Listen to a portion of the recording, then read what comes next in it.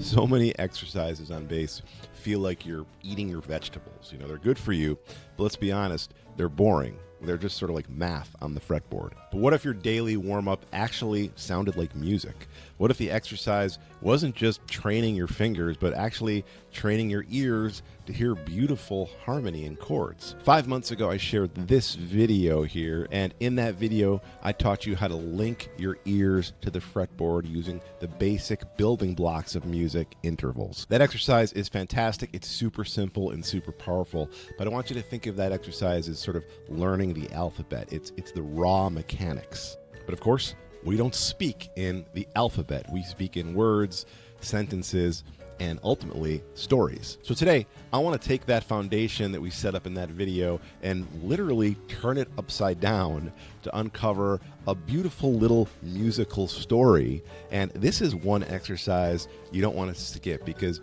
you're actually gonna love playing it. Let's dive in. Hey everybody, welcome back to the channel. My name's Lorin Cohen. I've toured the world and recorded with jazz legends and have coached tons of bassists in my mentorship program, the Bass Improv Mastery Program. I'm all about helping bassists to play more music on the bass with clarity, confidence, and courage. Now, in that earlier video I referenced, we talked about how to develop our ears and fretboard fluency at the same time by working through all 12 intervals in this way. Just to review, we talked about how I can take all of our 12 intervals from our root C, go up the octave, C, C, then down, C, B, that's our major seventh, C, B flat, minor seventh, C, A, major sixth, C, A flat, minor sixth or sharp five, C, G, perfect fifth, C, F sharp,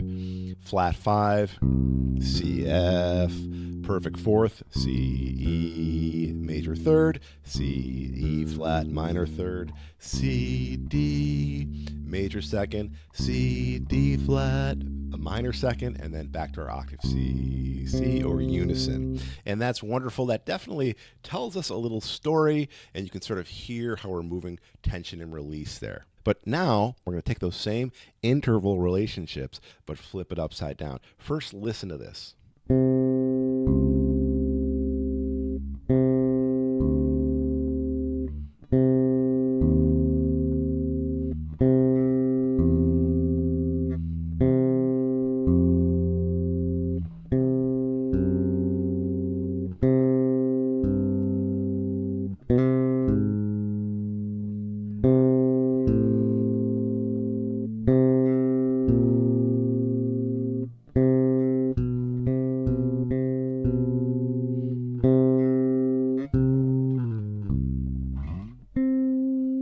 Okay, so what's different here? Drop a comment below if you can already sense what's different at this point.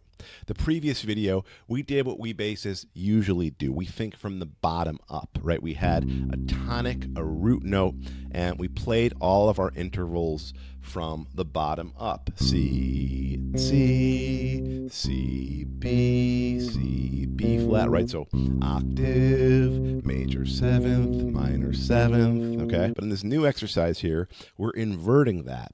That C goes on the top, okay? And then we change the root notes.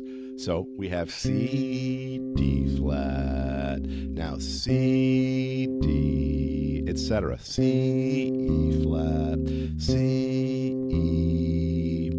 We're keeping that soprano voice, okay? And we're changing the root. Previously, we kept the root the same, and we changed that soprano voice. We went, root is the same, soprano voice, that high voice changes. C, C, B, right? Now we're doing the opposite, switching it up. Our soprano voice, that C, stays the same, and our roots move. C, D flat, C, D, C, E flat, C, E, C, F, C, F sharp, C, G, C, G sharp, C, A, C, B flat, C, B natural, and that's really sort of a cool sound playing that, those two notes like that, if you can manage it, and then back to our unison here. C, C, okay? Now, again, I want you to practice this in the same way that we practiced it before, just like I did, singing those intervals, naming those pitches, so we're connecting our ear and developing our fretboard fluency at the same time. But what's so cool about this one is we're bringing in double stops. Double stops is when we play two pitches at the same time, and that's essentially a chord, right? And we're implying this sort of really hip voice leading, this little harmonic story, right? So again, I've played this a couple times now, but we have this, major seventh interval, then minor seventh, then C down to E flat, major sixth, and we can already see this really hip voice leading, this hip movement of the chords. That could even be a little vamp, right?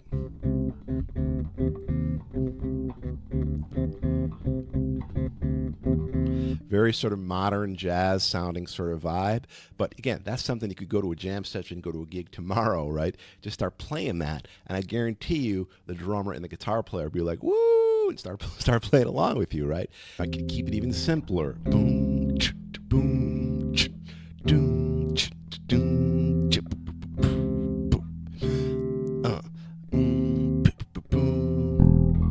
right? So this is why I said you're going to love playing this exercise. It's, first of all, it's super musical, but then it's like this cross training where we're doing a few different things at once. So I want you to practice this today. And also in the comments below, let me know any other combinations of these interval exercises that you may be working on that really helps me to get a sense of what videos to create next. Also, if you want to learn more about my program, you can jump on a call with me, my Bass Improv Mastery mentorship program, where we focus on simple tools to make music just like this on the bass. You can click in the link below for that. And if you want to check out that original video again that I was talking about that sets this all up, click here.